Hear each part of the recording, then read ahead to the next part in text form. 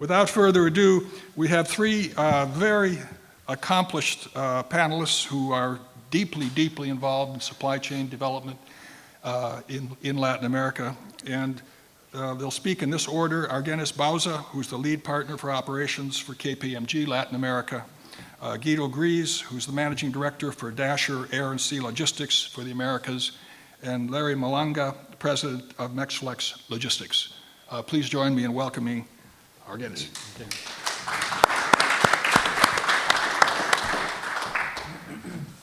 Good afternoon. Just a quick introduction of myself. My name is Argenis Bauza. Some countries in LatAm, I can be taken as a girl sometimes because of my name, not because of other things. And I have spent about 25 years doing supply chain work. Right now working in KPMG, managing all the supply chain practice from Mexico till the Patagonia. Actually, we have a project in Patagonia right now. And before KPMG, I worked in Accenture for 18 years, leading operations too. And I'm very honored to be here and to share a little bit of my knowledge about this amazing region called Latin America. So let's talk a little bit about the outlook. You know, this slide is not from KPMG, actually from BBVA. It's a big bank. And they say that the global economy is not growing as fast as we desire. It's going to grow about 2.7%. We grow in the 90s about 4%, so kind of, a little bit slower. But the not so good news is that LatAm is going to shrink about minus 1.1%. It's not a good news for us, and it will recover in 2017. And so if you're going to do investment right now, be careful. Be very careful where you're going to put your money. Latin America is Central and South America, not Mexico? Not Mexico, everything, yeah. Including Mexico? Including Mexico, yeah. The thing is that there are some countries, and we're going to talk about that they are kind of, shrinking a lot more than 1%. So it's a heavyweight in our all average. The commodity prices are recovering, but our governments are, making more expenses, so we are not recovering as fast as we want. And inflation is beating us. And you know the reason, no? All the Brexit stuff, the Gries stuff, and for me the money is very coward, and they go to the dollar, and the dollar is increasing for us, and it makes a lot of impact in our economies. So if we saw the different countries, one of the messages I want to convey is that Latin America is not a country. Actually, we have different culture, even though we speak Spanish, if I say a word, maybe in Colombia, it can be a curse if I'm not careful. So we are pretty different. Brazilians, for example, is a huge different world. And something that happened, do you see the Hangover movie? Well, something happened like that. The three amigos, Venezuela, Brazil, and Argentina, went to the commodities party when China was growing a lot. They enjoyed the party, and we have the hangover right now. That's the problem. And if we make the correlation with the what happened in the world, is like the butterfly effect. That's, for me, is one of the reasons why we have Dilma Rousseff in impeachment right now, and Cristina Fernandez left the government in Argentina against Macri. And they're in Venezuela, they're still fighting they want to be in the party still long, even though the oil prices are going down. So as you see, Brazil is not for the two next year. It's not good news. We're gonna have a big economy shrinking, and Argentina will recover a little bit in 2017. And the remaining countries, they have a good growth. I would say, as they mentioned, Mexico, Colombia is growing quite fast, and Paraguay. And I would say Panama too is a good place, it's a growing place. So we have, winner and losers, and that's the reason why, as a region, we have a little bit of shrinking over there. And what happened? In terms of logistics, do you know the LPI, Logistic Performance Index? It's a World Bank index for regarding the logistic performance of the countries. And we are not, the Olympic medal winners there, to be honest. Mexico is in the 54 place, El Salvador in 88, so we are not so good at there. There are some reasons, the winners are Germany, Sweden, the States, and the reason is, there are several reasons. One of them is that infrastructure is not so good already in our countries. We have different regulations in all the countries. When I travel all around that region over there, and I have to try, carry my different sockets adapters because we have different voltages, different sockets and everything. And imagine if just, plugging your computer is a problem in the logistic, we are, far beyond being in the same page in all these countries. So it's very difficult. There are a statistic that shows that it's cheaper to bring a container from China than moving a container 300 kilometers within Argentina. That's the type of things that we have. And that's the reason why we have projects too, that we have to fight against that. And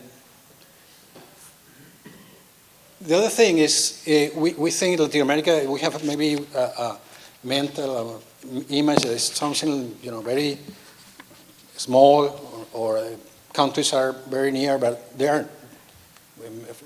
When I take a flight from Mexico to Sao Paulo, I prepare myself because it's going to be a 9 to 10 hour flight. It's like moving from New York to Ukraine, for example. So we have very large distances between our countries. It's not easy.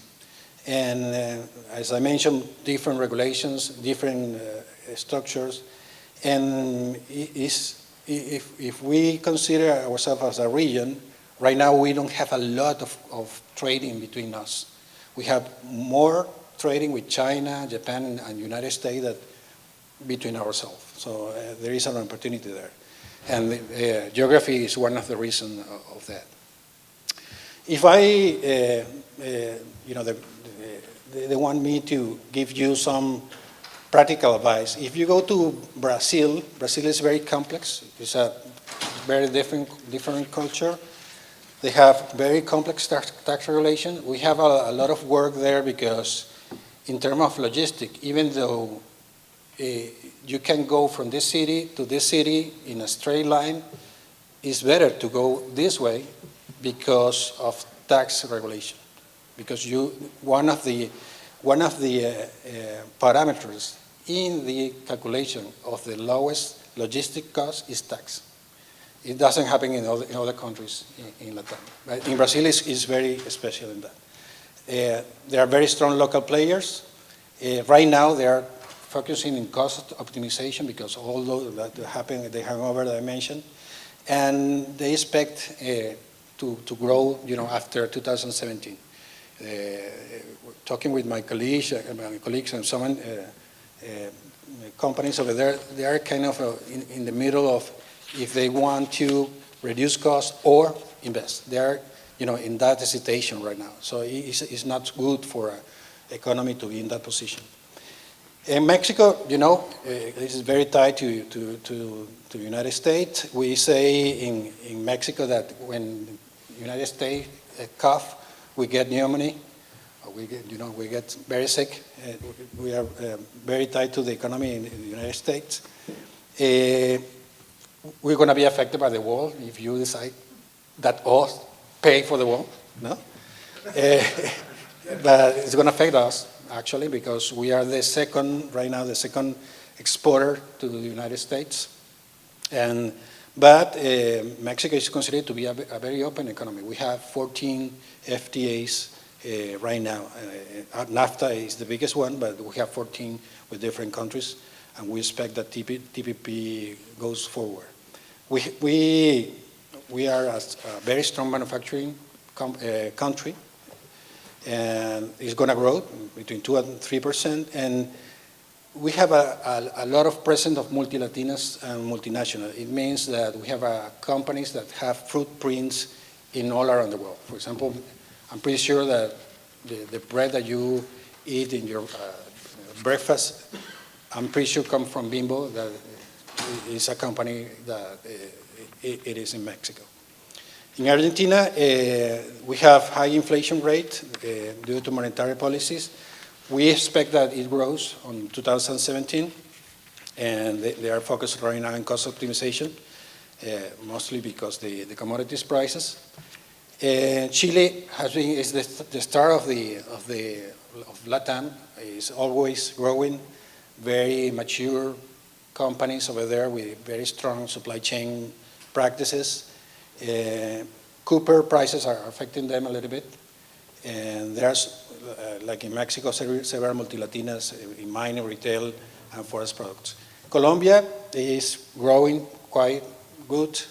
I don't know if the peace treaties want to help that, but keep growing. Is part of the Pacific Alliances. They're doing quite good. So for me, it's a good place to invest right now in Colombia. And Peru is about the same of Colombia. And Panama is amazing, but it's an economy that grows between 6-7% every year. So it's a small country, but you know they opened the new channel right now, and it's growing quite fast. So it's a nice place. Somebody mentioned me that they are exporting from Miami, and I mentioned them, well, maybe you have to think over and maybe put your distribution center in Panama, because you have free trade zones, it's dollar-based economy, it's a booming economy right now. Okay? So as a summary, what are the main challenges in the region? Well, we have lack of proper infrastructure. You can take a plane in Colombia from Bogota to Medellin, and the flight is going to be 30 minutes, but if you go with your car, it takes 8 hours, so it's very difficult to move there by road. Lagging productivity. We need supply chain talent, so if you guys are willing to use your talent over there, we need supply chain talent. And we need some development in supply chain technology and security effect logistics. If you want a supply chain risk management master degree, go there for a couple of years. I'm gonna give you a diploma for that. It's very difficult to manage all the logistics over there. However, we are not just resting with our sombreros and ponchos there. We are working hard. We are doing investment in infrastructure as a countries. Supply chain is starting. I actually give classes in Tech of Monterrey, and supply chain is starting to appear in curricula in main universities. And companies are doing investment in supply chain technology. I have heard of some of them that are doing Internet of Things kind of things. We have a mix of very low maturity and very high maturity in our country, so it's very diverse, the type of company. Okay, so those are my slides. I don't know if you have any questions, or we'd like to take it. Guido or Larry? From your point of view, what is the most challenging market at the moment in Latin America? Challenging in terms of? To stay there or to leave it? Venezuela is a very difficult economy to be there. Even I'm Venezuelan, I wouldn't recommend anybody to invest there. It's not growing. The politics doesn't help, the open economy. Brazil is starting to improve because of the change in the politics. They are opening a little bit the economy, and Argentina I am very have hope that they're going to grow, and I feel that in our projects they're trying to invest and grow quite fast. Larry, your turn. My question is going to be about Venezuela. I mean, I would think that that one country's dragging down the numbers of everybody else. Excuse me? Venice?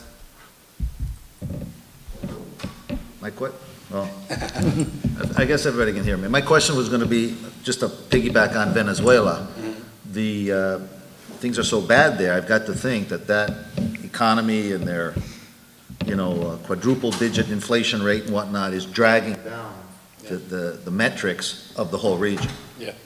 Yeah, it's a very difficult economy. It's not open to the investment. You can take your profit and move that elsewhere because the dollar are owned by the state. So there are big companies that are having a lot of trouble. Coca-Cola, for example, Bimbo, they still operate there, but it's like magic. They have to use the money they earn in the country to invest in the same country because they can export the money elsewhere. So it is a very challenging economy to be there. Okay. Thank you. Thank you. We're going to just have the next speaker, a couple of questions from here, the final speaker, then we'll open up to the floor. So thank you very much, Argenis.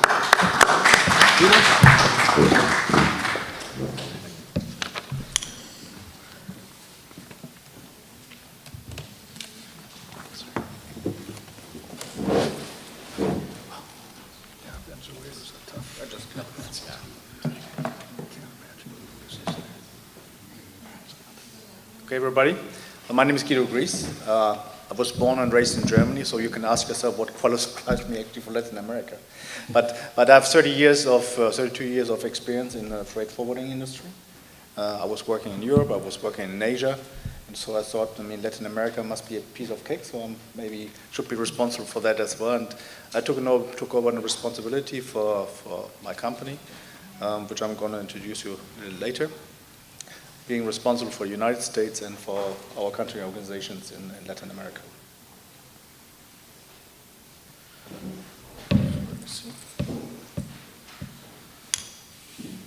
So first question, who are we? And most likely you haven't seen that brand, but the company was founded in the 30s during the Big Depression in the 30s by a guy called Thomas Dachser in the dairy land of Germany. So the guy got himself a truck, got the cheese from the south into the north, and today he's owning somehow like 10,000 trucks and run those in a huge network in Europe, very similar to the FedEx ground operation. Quality leader, I have to say, among the top 3 leaders in Europe. And why he was doing that in the 90s, most of the medium-sized customers inquired as well, what can you do for us in the world? So the organization started to grow as well beyond Europe. So today we are present in 43 countries with 26,000 people. And it's growing organically. So there was never a merger and acquisition. We grow organically every year, double-digit growth. So that's a nice story. It's family-owned, so I can still talk to the founders. I can still talk to the nephew who's the CEO. Very different environment from which I worked before for DHL, which was like very much 10K driven. Every 3 months you have to create a new story. So that's somehow the background. So that company stepped as well into Latin America and saying, we have to follow our customers. Our customers are demanding as well that we supply their demands with the strategy we have here in Europe. So the strategy is pretty simple. I said, at the end of the day, you find it in Six Sigma or Kanban, even though the company by itself doesn't know it. These guys continuously improved over the last 30, 40 years, their network, the integration of the network, and now it's getting maybe a little more complicated because you have not only to integrate the supply chain from a European surface transportation, but also from 43 countries with different legislations, with the borders and all those things. So all the data on the IT plays a big role. So there's a big challenge here to bring those things together. So we born a strategic program to support that, especially in Latin America. And in my opinion, you need that.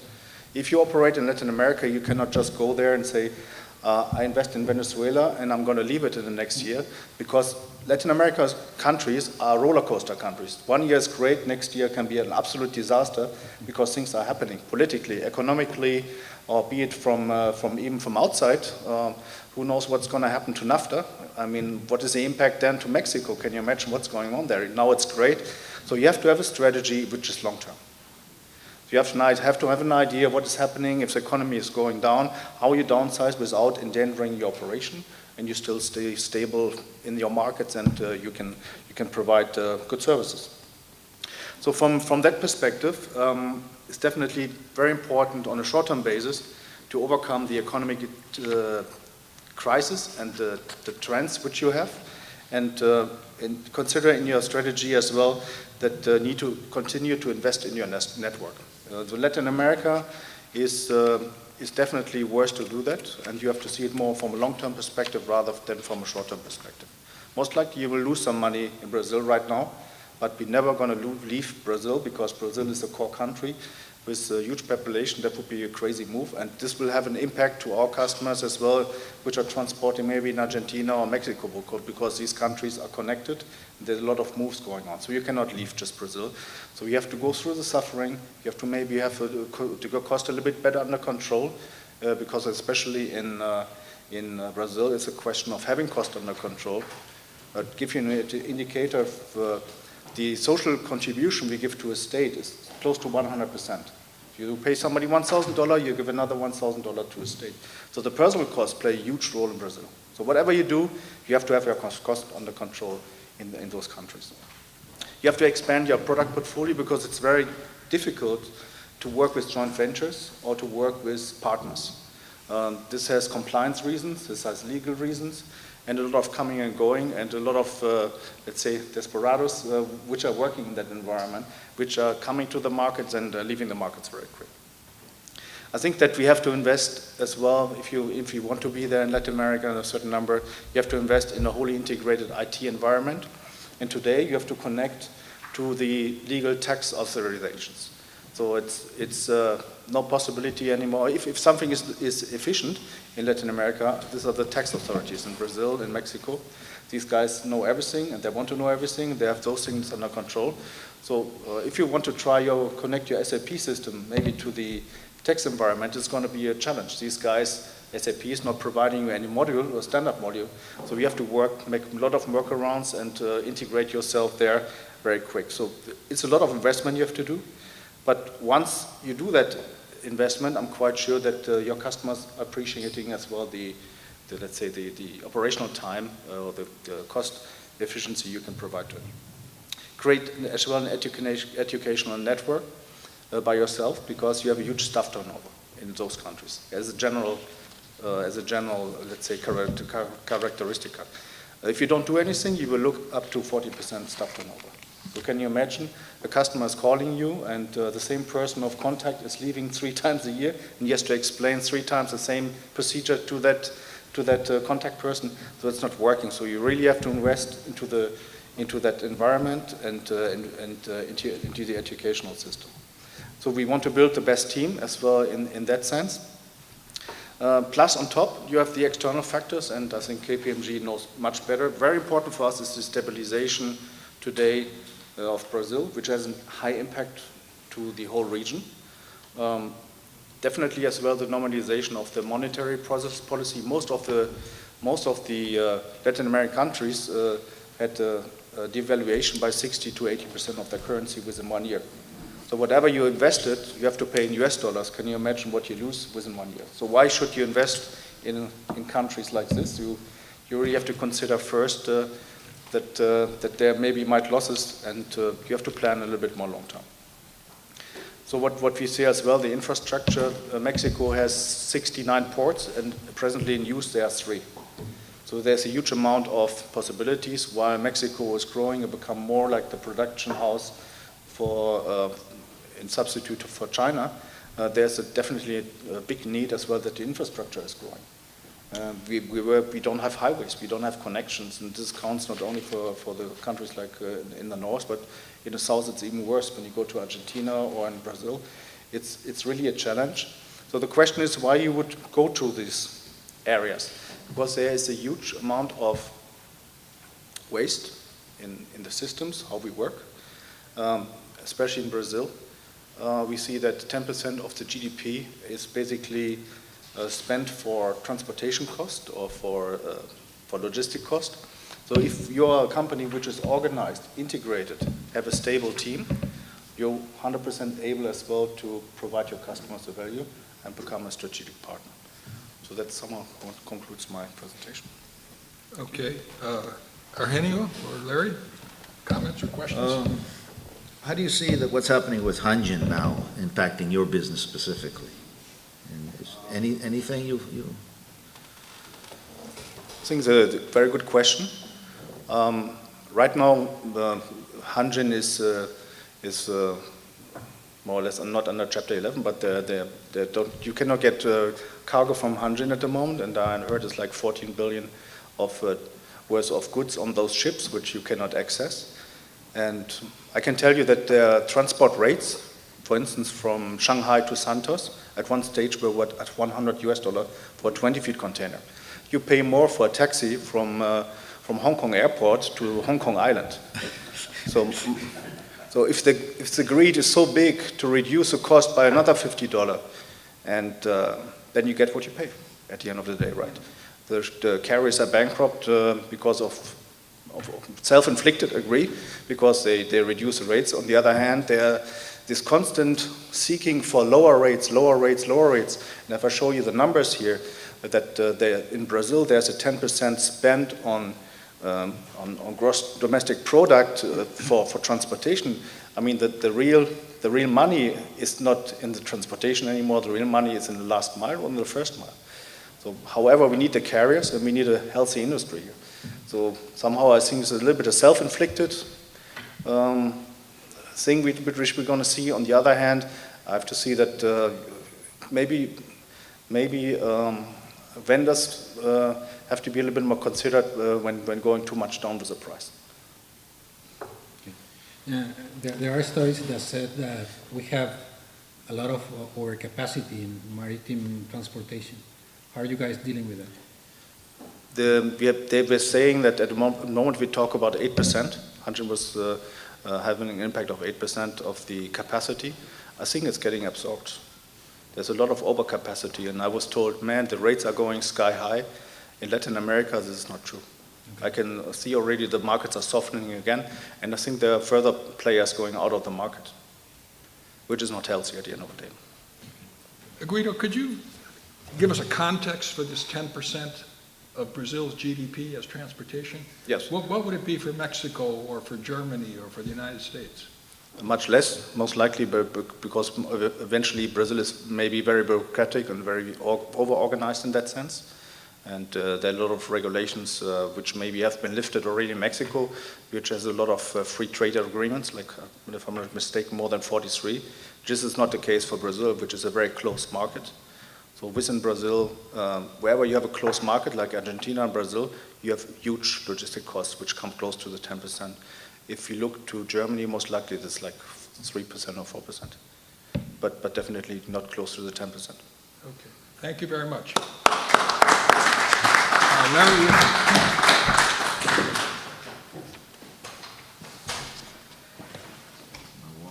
10% is an astounding number. Amazing.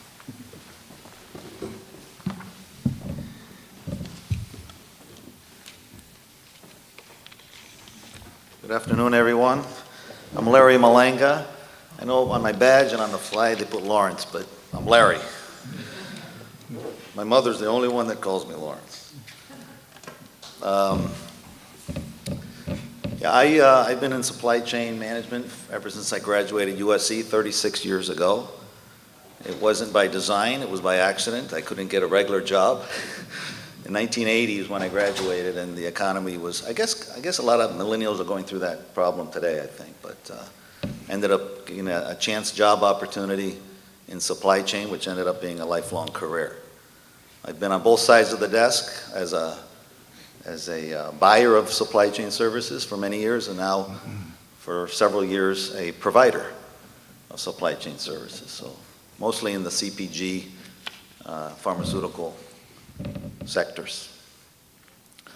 I'm going to talk a little bit about Mexico specifically. You've heard a lot about the region, Latin America, I'm going to drill down on Mexico, give you an overview of the economy, the country, and the supply chain landscape. Our company, Mexflex, is a Mexican-based 3PL. We do everything from warehousing, distribution, and co-packing, co-manufacturing services, which is our value-added element. So pretty much end-to-end supply chain services exclusively in Mexico. Although our clients, pretty much almost all of them are multinational companies, many of which are based here in the U.S. Mexico is currently around the 15th largest economy in the world, with a $1.3 trillion GDP as of the beginning of 2015, last year. It's projected to be number 8 over the course of the next 35 years. Some project it's going to be as high as the 5th largest economy. But whether it's 5 or 8, it's definitely projected to be in the top 10 in these coming years. So it's a huge market, growing, huge opportunities there for those that want to invest in supply chain, manufacturing capabilities and the like. Mexico is in an enviable geopolitical and economic position. It's strategically located as a country right there next door to the world's largest economy. As you've heard already, there's several dozens of free trade agreements. NAFTA, of course, gets all the talk and notice, but there's several free trade agreements with Mexico throughout the region. Has a good, strong commercial infrastructure, lots of room for improvement, which I'll talk about, but dozens of ports, 3 main ones, I'll talk about that in a second, which do the lion's share of the import-export work. Exporting power, solid resources. So it's located in a very advantageous place. It also has a very young working population.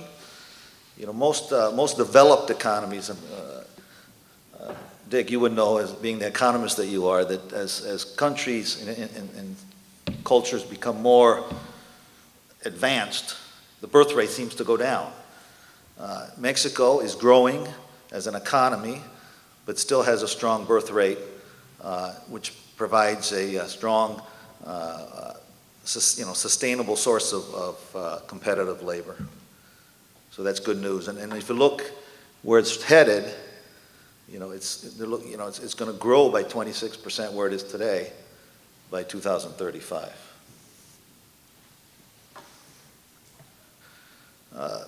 Although Mexico's government leaves a lot to be desired in many respects, it has done some good things in recent years in terms of privatizing telecom and other areas, other reforms, which has helped in growing the economy and positive impact on GDP.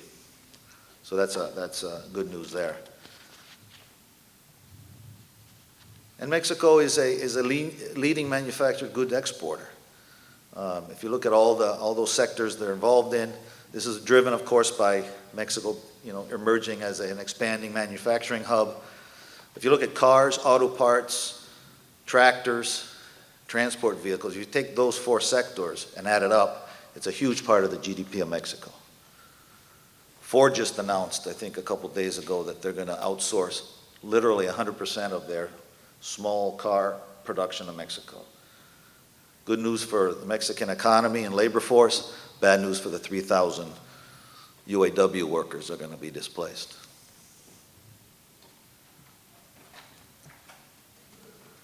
So let's talk a little about the landscape of the supply chain landscape. As I mentioned, it's an expanding manufacturing hub. As over the years, it wasn't too long ago where Asia was the place to go to outsource your manufacturing. Labor was low, definitely offset the added cost of logistics to bring it into the Western Hemisphere. That doesn't exist anymore. The pendulum has shifted completely the other direction, and the tipping point now favors Latin America, Mexico in particular. So we're seeing a lot of reshoring, if you will, nearshoring to Mexico, U.S. manufacturers outsourcing south of the border. You can take advantage of favorable labor rates, the exchange rate, of course, as well. Ease of entry, somewhat lower startup costs, provide for an overall lower cost of manufacturing. The supply chain infrastructure is improving, a long way to go, but things have been happening.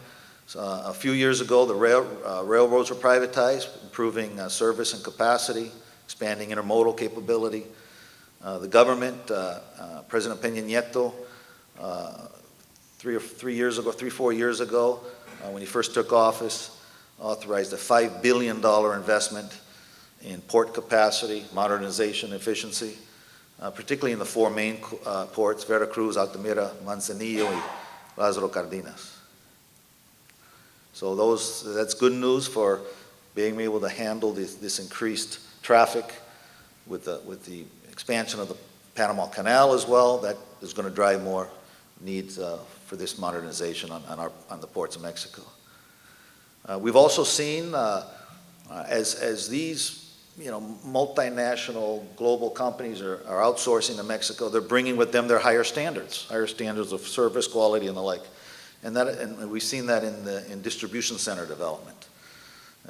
It used to be where all you got was a concrete box. Now that box has ESFR sprinkler systems, as well as your more conventional sprinkler systems, factory mutual standards in terms of specifications and the likes, industrial parks. So the bar is being raised, like it or not, because of the demand and these types of customers that are coming into Mexico. The highway infrastructure is advancing. It's lagging behind. It's not. There's still a lot of room for improvement in that area, but highways are being improved upon slowly but surely. E-commerce in Mexico is gaining momentum. Amazon recently opened a facility in Mexico. It used to be, not too long ago, that if you wanted to buy a book out of Amazon, you had to have a U.S. address or a friend that you had it shipped to, and then you picked it up from his house your next trip to the U.S., or he brought it when he visited you. Now Amazon has an operation there, so they don't offer the full range of products and the like that you would see here, but you can buy directly now. So it's offering an opportunity for 3PLs that are in the fulfillment center business and pick, pack, and the like. And of course, the last mile service performance is evolving. It needs improvement there, but we're seeing some positive trends in the small parcel delivery. A friend of ours ordered a book on Amazon not too long ago, and it was delivered the next day, without fail, on a scooter. I guess it works, provided I'm sure he's making a lot of other deliveries as well. But we're seeing that in Mexico. When it comes to 3PLs, pretty much most, not all, but most of the biggies are down there. DHL, Kuehne + Nagel, Ryder, UPS, to varying degrees. 15 years ago or so, many of them weren't there. So this trend, this movement towards Mexico expanding as a manufacturing hub is driving the need for all these support services. For finished goods storage and handling, but also for plant support, parts, supplies, and the like. And there's a lot of upside opportunity in Mexico. Less than 20% of companies outsource logistics. So again, you 3PLs out there that are looking to invest in Mexico, there's a lot of upside. Compared to the US, I think it's 40% or 50%. I don't know the exact number, but definitely twice as much as what's happening in Mexico. A lot of companies here outsource less than 20% in Mexico. And Another area for opportunity is network optimization. We're getting a lot of calls for redesigning networks, closing warehouses here, opening one there, and rethinking the pipeline for our customers. On the transportation side, a couple things there. Tends to be a lack of quality capacity, especially during peak times during the month or year. It doesn't mean that doesn't exist here as well, but it tends to happen quite often in Mexico to find good quality transportation capacity. There is the border's been reopened again for Mexico trucks to enter into the U.S. and U.S. trucks going south of the border as well. It was postponed or suspended for a while. President Bush had allowed it and opened it up. President Obama, when he first took office, had canceled that program, but then a couple years ago it was reinitiated through some pilot programs. So now there's a handful of Mexican companies that have passed their pilot test and whatnot and been certified and now can enter without restrictions into the U.S. So that's happening again. There's a opening up of the cross-border access for trucks. The intra-Mexico fleets, those that do not or cannot enter the U.S. for whatever reason, we're seeing an aging of those fleets. The average age of the units in Mexico are 16 years, a little bit more. That's the average. So you can imagine somewhat what the older ones look like. Those that are allowed to enter into the U.S., obviously they're much newer, much more modern equipment. They need to be in order to have that access. But the intra-Mexico fleets aren't as new or efficient as some of the fleets you're seeing elsewhere. Security, of course, is always an ongoing battle. Most of your quality carriers and customers, for that matter, demand GPS tracking, and in some cases, depending on the load and the type of product you're shipping, actual guard service to follow the truck to its final destination. So that's it's not common, but it's frequent for certain customers. And I think the last point here is another opportunity is collaboration.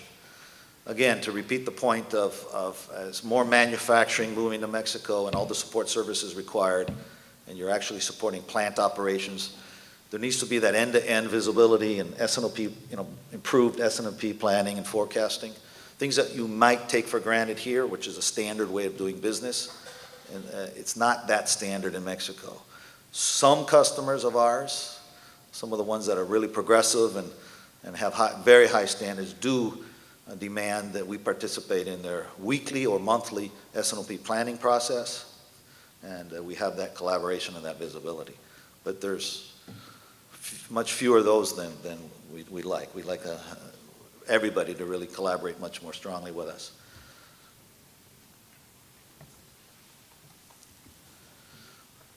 The industry that's really leveraging and taking advantage of everything I was talking about, all the positives that's happening in Mexico, is the automotive industry. I mentioned what Ford's doing, what they recently announced, but you can see pretty much all the main players in the automotive sector have plants or multiple plants throughout Mexico. Currently actually almost 20% of all cars in the U.S. originate from Mexico, and it's growing. We went from 1 million units to 3.5 million units currently, and it's projected to be 5 million units produced over the next 4 years on an annual basis, an annual production. With these added plants and increased capacity, it's only going up. And you can see it represents a very large share of Mexico's GDP. We, by the way, currently, our company currently is not that involved in the auto sector. We're mostly consumer goods, healthcare, and pharmaceutical, cosmetic side of things. But something that we are definitely looking at for our growth in the future. And my last slide here, I call it room for improvement. Mexico has a lot of strengths. They're among the most extensive in the world. and many are betting on the country to a great success. However, to be fair, there are lots of opportunities, and they're real. Unfortunately, these opportunities are the ones that get all the headlines. The political corruption that I mentioned, the drug trade, rule of law, security, areas for improvement in infrastructure. Those are definitely real opportunities, real issues that we deal with every day.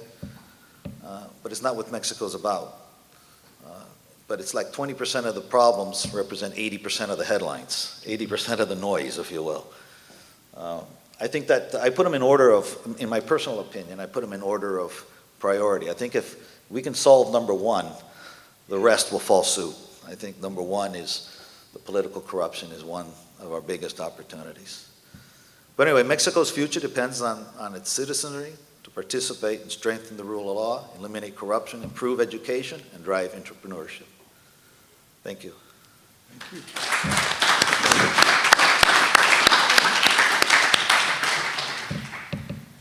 It's more,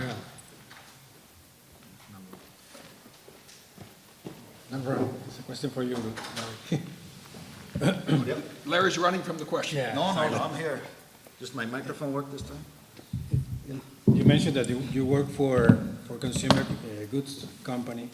I forgot to mention that the economy or the clients in Latin America are quite different in the sense that our traditional channel is quite big. It means that between 30 to 50% of the economy in the retail side are mom and pops. Mm-hmm. And for example, Coca-Cola serve around in Mexico around 800,000 clients every other day. So what do you think are the challenges for a 3PL like you serving that big amount or big mass of clients? No, the transport, does this work? Okay. The transportation services and delivery is a challenge in Mexico, especially in your much more densely populated urban centers like Mexico City, to name one. The last mile, as we all know, is one of the most expensive and challenging elements of distribution. And when you've got a densely populated urban center like Mexico City, whose infrastructure is lagging behind other cities of its kind, it's very difficult. And then in Mexico, more so than I would say my experience here in the U.S., getting the PODs or the evidence from each one of these endpoints is also an ongoing challenge and requires constant follow-up and management. So it's not easy. It's a service that we offer, and if you do it well, it's a point of differentiation for your company. Guido, do you have a question for Larry? Yeah, well, when I was listening to you, it's like the development between U.S. and Mexico is pretty much over the dry border, correct? You see a chance that the seaports are developing a little bit more, and that we see as well, let's say, that this transport mode is being used a little bit more than instead of going over the street? Yeah, I think that's why that investment I talked about. The government has authorized a $5 billion investment on the four main ports. Mm-hmm. It's not being spread equally. It's focusing, I think, on Veracruz, on the Gulf side, and Manzanillo, I believe, on the Pacific side. Mm-hmm. It's getting most of that investment because they are anticipating a shift towards that, the use, import, and export out of those ports. So it's something that we believe is going to be increasing over time for sure. Because of, as things get repatriated from Asia to Mexico for production, we logically maybe more exports back to Asia out of Mexico is something that is going to grow. Before I open to the floor, I'll make just two comments, Larry, on things you raised. The last mile challenge. There's a stellar example in Southeast Asia of overcoming the last mile challenge. And it's USC Trojan who started a company in February of 2015. and it's called Gojek. Does anybody know of Gojek? G-O-J-E-K. He started with 33 motorcycles, delivering people around Jakarta. How many have been to Jakarta? How many hours does it take to go about 10 kilometers at 5 p.m. if it's not raining? So Gojek now has 33,000 motorcycle guys, maybe some gals, tied up with them. They not only deliver people, don't go to taxi, go on a Gojek. They deliver food, so McDonald's is tied into them. They deliver cosmetologists, so if a lady wants to get her hair done, the cosmetologist comes to her on a Gojek. And they've just built up this incredible infrastructure, last mile stuff. You might just want to take a look at that. Kevin Alui, the son of an IBEAR 5 graduate, is the go-to. This huge automotive investment in Mexico and the manufacturing investment in Mexico, it's all started by the catalyst, say, of NAFTA, but really the fall of the Berlin Wall. So in February of 1990, at that time the NAFTA negotiations were going on. They were going on quite slowly, and Canada was trying to resist some things. And President Salinas brought his whole cabinet to Europe, to the World Economic Forum in Davos. And they had a wonderful post-dinner party. It brought in all the food from Mexico and so on and so forth. And I had the opportunity to shake hands with President Salinas and the whole cabinet. And they were so disappointed. Very few people came to their party. Why? The Berlin Wall had come down in November, and all of Western Europe was thinking of Eastern Europe and Russia. And they had the leaders of all the East European countries there. And that's where all the European attention went. Salinas took his team back to London and said, accelerate NAFTA. Europe, forget it. We've got to move this thing forward. And it's that ability to have not just American investment, but Japanese investment, German investment in Mexico to get access to the US market. Really, really powerful. Looking at your map of companies from all over the world. Let's open to the floor. Fernando. Thank you for visiting today. My question is a little bit complex, so I apologize for that, but I'll try to lay it out as simply as possible. So a couple days ago, we got a brief, because we're getting ready to go visit China, and I asked a question about manufacturing in China, and the answer that I got back was China's starting to shift away, Asia's starting to shift away, and I think we've alluded to that a little bit. What does the shift away from manufacturing in Asia, what's the ripple effect towards all of South America? You addressed Mexico, and that was a great brief. What about the rest of South America? What is the potential there for manufacturing to start to pick up in South America? And if there is no potential, what do we need to do about it to start creating that potential? I'm going to take that. I can give you, Let's have a German view, Guido. yeah, it's always good, right, to have a German view. Really, the engineers. Good question. If Brazil would really overcome their political problems and start to do reforms, and I'm not a politician, but to do simple reforms to on the taxation, on the customs, on the duties, most likely they will be far ahead, as Mexico has like dozens of trade agreements, free trade agreements, which makes it very easy to import and export cargo into Mexico. If you ever experience an import to Brazil, it's a disaster. It's a project, you know. We're not talking about something simple. And if you do a little mistake, you got a $5,000 fine just for a little documentation error on the weight. You put two shipments together and you count, instead of 2.5 kilo, 2.7 kilo, you get a $5,000 fine.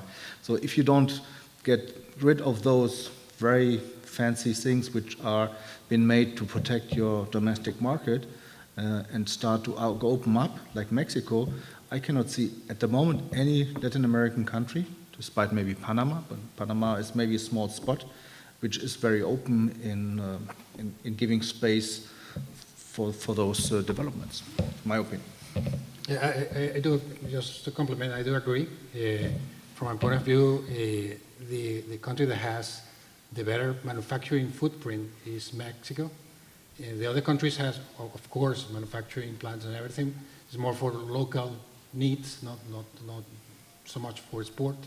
And they have different vocation. For example, Colombia is more agricultural, Peru is more mining. So it's not, they are not so developed. So I would put my money on Mexico. Yes, sir. And it, Can we have the microphone over here, Eric? Thanks. Around 8 Latin American countries weekly, okay, LCL and FCL. The biggest issue.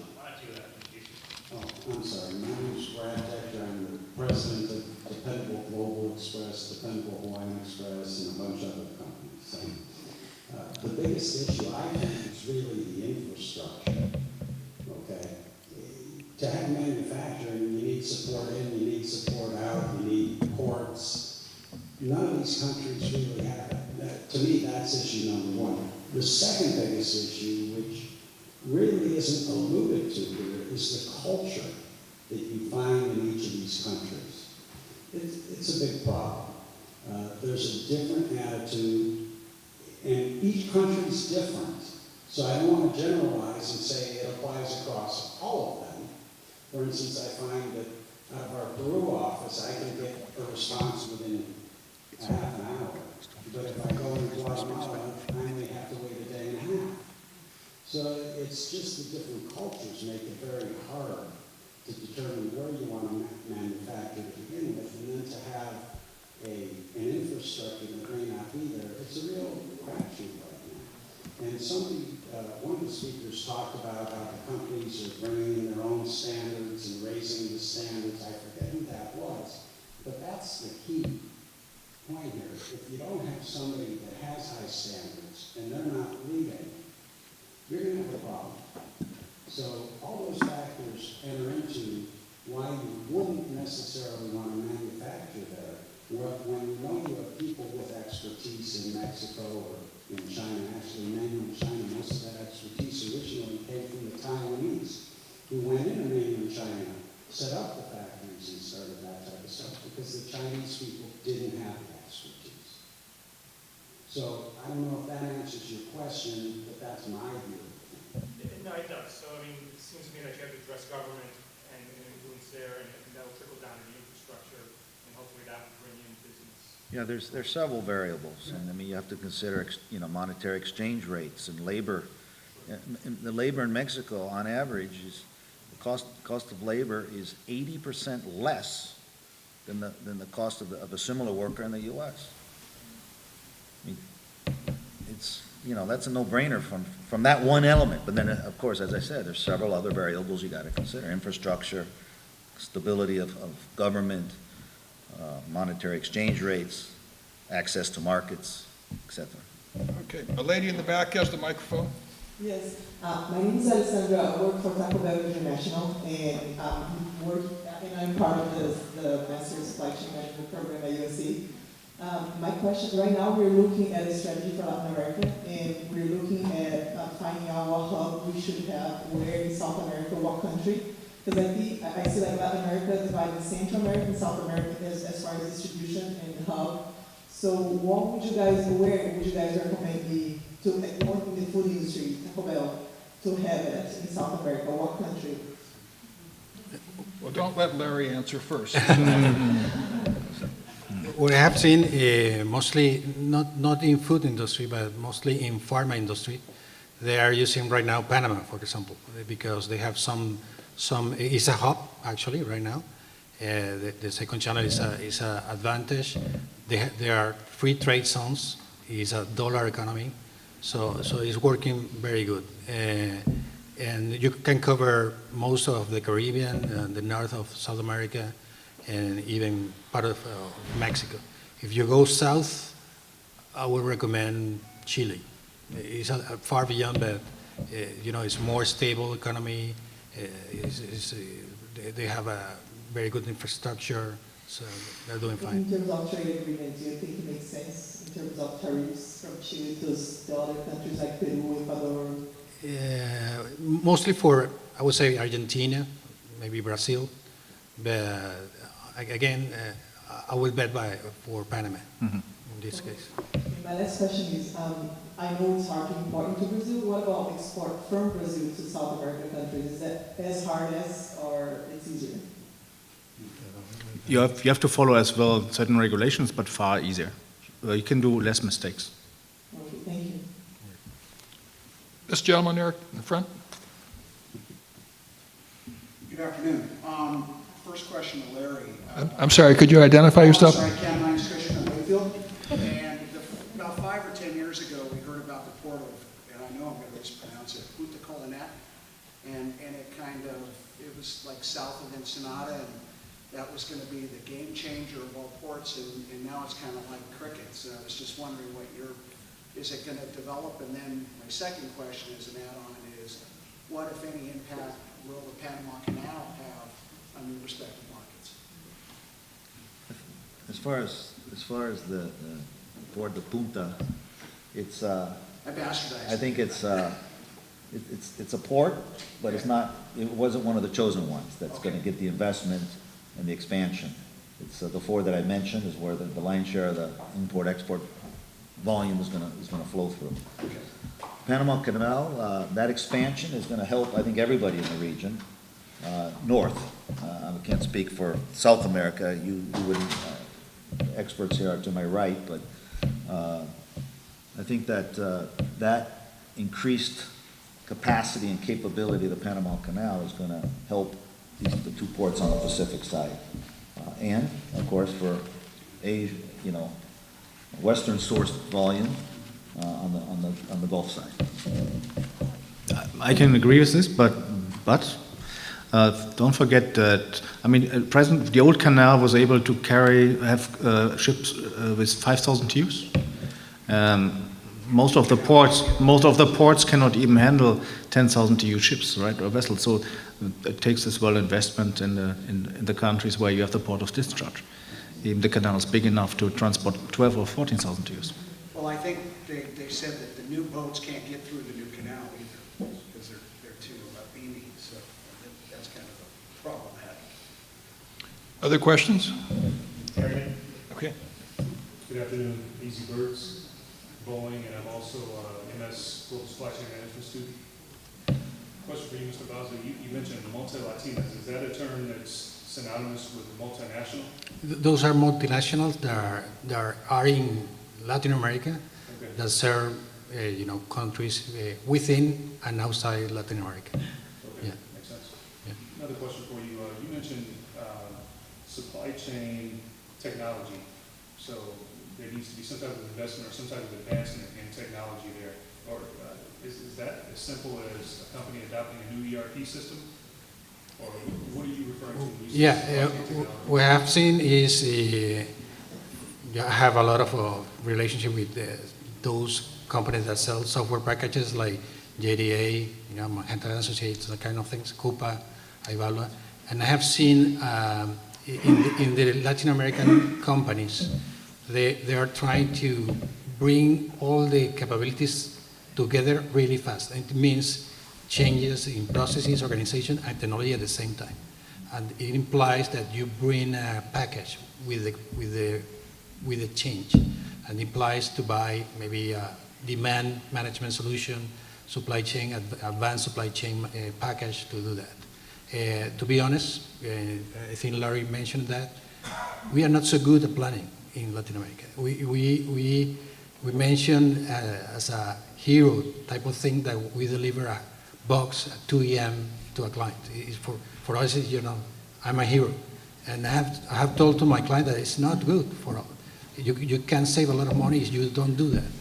And you can do that through planning. And a lot of companies are realizing that, and they are buying technology to do that, like, the JDA packages, Manhattan, type of things. Okay. Last question for Larry.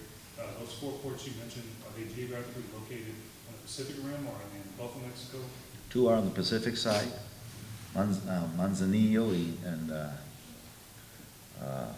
Lázaro Cárdenas. And on the Gulf side is the Veracruz and Altamira. Okay. Larry, is Manzanillo the one that they were going to build the rail into the heart of the United States? Yeah, the NAFTA highway. Is that still going on? Yeah. Question in the back, blue jacket. Good afternoon, my name is Jason Heck, I'm from Rim Logistics. My question is for Larry. Excellent presentation, really exciting stuff going on, and we've seen it in Mexico over the last several years, and all indications, I would say, if we were gonna make one bet, it would be on Mexico in the next 5 years of any country. I'm curious, your perspective, the rhetoric that we hear going into the election cycle from the GOP side, if that's followed through on some of those, anti-Mexico type stuff, anti-trade with Mexico, given the number of U.S. companies that have made such big investments, is that a concern moving forward? All I can give you is my personal opinion. I'm a U.S. citizen, born and raised in the U.S., so I have a unique perspective of living most of my life here, well aware of the political and, dynamics of the U.S., but I've also spent, several years living and working in Mexico, so I have that perspective as well. My opinion is NAFTA might be tweaked, but I don't think it's going to be abolished or canceled or anything of that sort. And I don't think one president, whoever it is, can do that anyway. I think there's a balance of power, there's checks and balances and the like. So I don't think NAFTA is going to be just outright canceled. As far as the wall, Trust you go right through it. I don't know about a wall. The question isn't so much on the wall, but the rhetoric, is that going to have an impact on, American CEOs and where they want to make their bets? Okay, yeah, I think Mexico and its future, as I laid out, has too much going for it from a geopolitical point of view, that companies are going to continue to invest in nearshore. Look at the market itself. It's going to be the 8th or 5th biggest economy in 35 years. You're going to put a wall around that? They're going to put a wall around us at the rate they're growing, So I think it's rhetoric. I think it's, trying to build, get the base, to throw the red meat out there, as they say. And who's going to pay for that wall? I don't know. I think, but it's a great question from a rhetoric and a perception point of view. I don't see U.S. Multinational companies backing away from Mexico because of what one person's talking about. Good. Other questions? This young lady here, Eric. Hi, Cecilia with the graduate program in supply chain. And thanks for the very interesting, if not a little dismal outlook, just generally. And Mexico seems to have great prospects, but I'm wondering whether in the next 10, 20 years, there's a lot of uncertainty, but is it possible to maybe is there a general trend we can expect when you come back 10, 20 years? What kind of forecast or situation do you expect to be going on present there? Well, I don't have a crystal ball, but I think that we're going to surpass all these obstacles. We're going to grow really fast. And what we have seen is it depends mostly in, like Larry mentioned, our citizen. If we realize as a citizen that we have to change in order to become a powerhouse in the region, that's going to happen. If not, it's going to be very difficult. All the statistics shows that the growth of the economies in the world will come from emerging economy, not the well-developed countries. And I have, a lot of hope that our region is going to grow a lot in the upcoming years. Eric, do I have 4 more minutes? 4 minutes. Fernando, quick question. I've heard now twice. Can you wait for the mic? I've heard that people already mentioned the issues with the Panama Canal, which brings me to something I had in mind. So advice to an enterprising MBA student who was interested in perhaps opening up a port in Lima, Peru, in the hopes of starting to spur business, increase trade, etc. And all things that trickle down from that. Lima is a great place. I mean, it's growing again after the election. We see another growth by 4%, I think. Very prosperous country. The question is then how you want to connect Lima to the other countries. I mean, typically you have the East Coast and the West Coast. So Panama is a natural combination of both. You have a hub in Panama, you can go to the East Coast and the West Coast with carriers coming from Europe and with the carriers coming from Asia. So Lima has this geopolitical problem that there's no connection between East and West, right? So traditionally the shipping lines, they have an East call and they have a West call. They don't do it together. So that makes Panama so interesting over as a logistic hub or like a distribution center hub over Port of Lima. Lima you can connect maybe then Chile and you connect then the neighbor countries, but you would have problems to go to Brazil. Actually there are some, there's a little bit of forest in between Lima and Brazil. You would go maybe a little bit too long with truck to go there. So eventually you will end up with a hub somewhere better in Panama situated than, I would better invest out rather Costa Rica or Panama before Lima. Okay, with that, we'll stop. How about a round of applause for Argenis?